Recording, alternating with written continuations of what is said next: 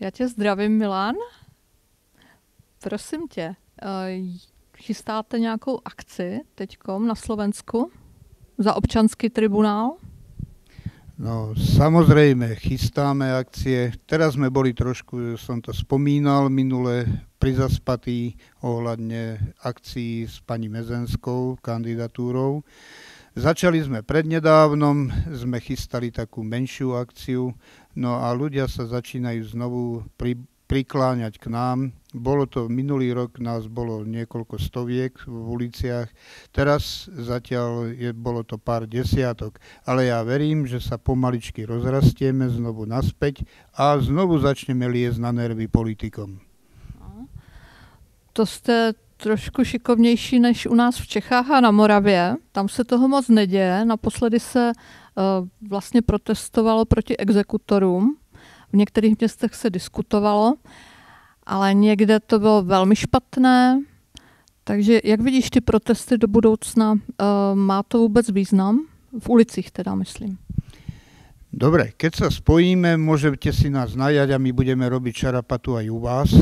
Áno, ale teraz k tomu tak často sa stretávam s touto otázkou, mi dávajú, že či má zmysel vôbec tie protesty.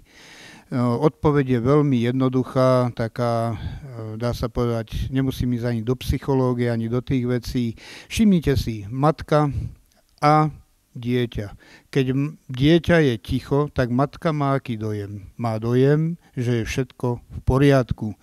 Keď budeme my mlčať, budeme ticho, politici môžu vykrikovať, my robíme dobrú politiku, pozrite sa, nikto nie je v uliciach. Takže je jedno, či tam príde 50 ľudí alebo 50 000 ľudí. Z hľadiska tohoto je jasné, že sa začína ukazovať, že začínajú problémy. A my sme preto aj napríklad spravili jednu takú akciu, ktorá sa ukázala ako veľmi pozitívna. Bolo to taká len recesia. Išli sme zaspievať serenádu pánovi premiérovi pod jeho okná. Prišli sme sa mu ukázať, lebo prehlásil, že u nás protesty nie sú. Tak sme sa prišli ukázať, toto sú tí živí demonštranti, ktorí sú v uliciach.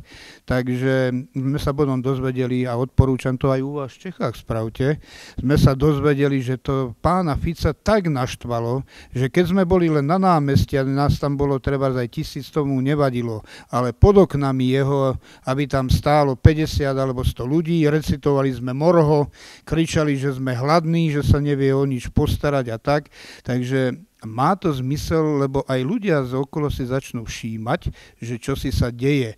A aj keď ste vyrobili tú akciu s exekútormi, sa mi to páčilo, aj keď povedzme, že žiadna akcia, keď ju zoberieme, nie je taká, že niekto nech si nemyslí, že spraví jednu demonštráciu a zmení celý systém. To je blbosť. Ale každý nech rozleptáva to svoje. Každý nech spraví takú trhlinu a ona sa začne zväčšovať a praskne. Takže protesty majú skutočne zmysel a význam, aby si ľudia všímali, že čo si sa deje. Aj tí exekútori už začnú rozmýšľať, že či to môžu ísť tak tvrdo. Ako náš pán Fico si uvedomoval, pod oknami teraz bolo 50 ľudí, čo keď na budúce ich bude 500 alebo 5000. A to je už práve ten strach.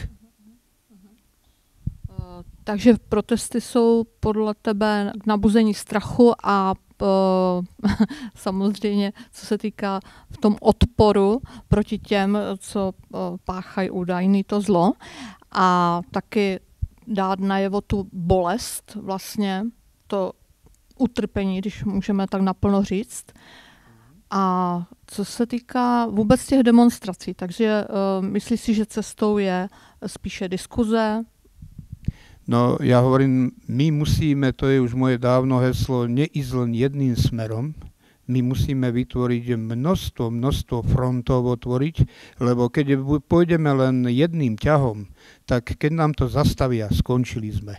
Čiže má zmysel aj to, keď ľudia budú chcieť len diskutovať. Ja podporujem tieto skupinky, podporujem ľudí, ktorí budú chcieť robiť petície. Robte si petície, aj keď mnohí kričia, že aj tak si s nimi vytrú, vieme čo a tak ďalej. To nevadí. Robme, buďme činní a ukazujme, že sme tu. Nech si nás všimnú, nech si nás všimne národ, nech si nás všimnú politici, nech si nás všimnú médiá a každý budeme mať ten svoj podiel. Takže neexistuje univerzálny liek, že len diskusiami, neexistuje len protestami, neexistuje len to.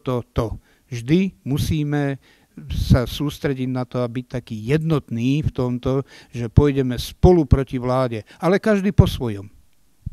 Ano.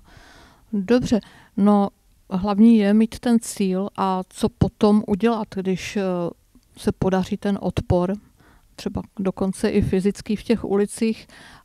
Samozřejmě taky uznáváme u nás v Čechách a na Moravě, že tou diskuzí by to bylo nejlépe, ale když ta druhá strana nechce diskutovat, je to těžký. A vy to určitě znáte nejlépe na Slovensku. Takže snad s tím nějak pohneme a na příště něco vymyslíme. Tak děkuji za rozhovor. A ja ďakujem za pozornosť. Dovidenia.